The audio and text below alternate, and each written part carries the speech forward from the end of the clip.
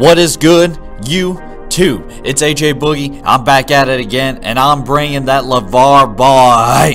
The NCAA has implemented two new rules concerning college athletes. The first one being elite, remember that word, elite high school athletes can now sign with NCAA certified agents.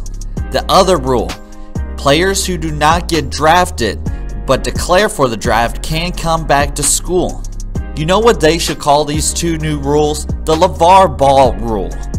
After the success of the first JBA season, the Lavar Ball ripple effect has now affected the NCAA and it's going to affect the NBA. But I want to rip on the NCAA first. The NCAA is going down a very slippery slope. How are you going to determine which kids are elite and which ones are not?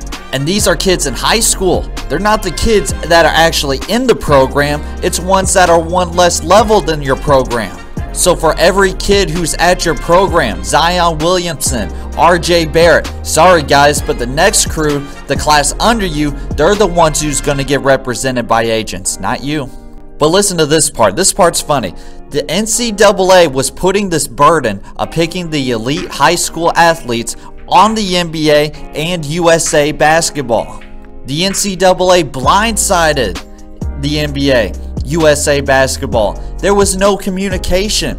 The NBA didn't want any part of this. The USA team basketball didn't want any part of this, and the NCAA says, oh, we're just going to make this move now. You deal with it. It's kind of funny how the NCAA now wants to make moves when the FBI is investigating how dirty their system is. So what do? They push all the heat away from them and push it to the NBA and push it to USA basketball. We don't want to deal with this. We got the FBI on us. And who are these NCAA approved agents? That's who I want to know. To me, this screams that the NCAA has no idea what they're doing. They're just trying to get out of the spotlight, out of the negative spotlight. So what this tells me is that the NCAA took the JBA lightly. They underestimated the power that Lavar Ball has. Lavar Ball made this league to get athletes out of the NCAA corruptness. And if you think about it, all the NCAA basketball players, they should thank Lavar Ball.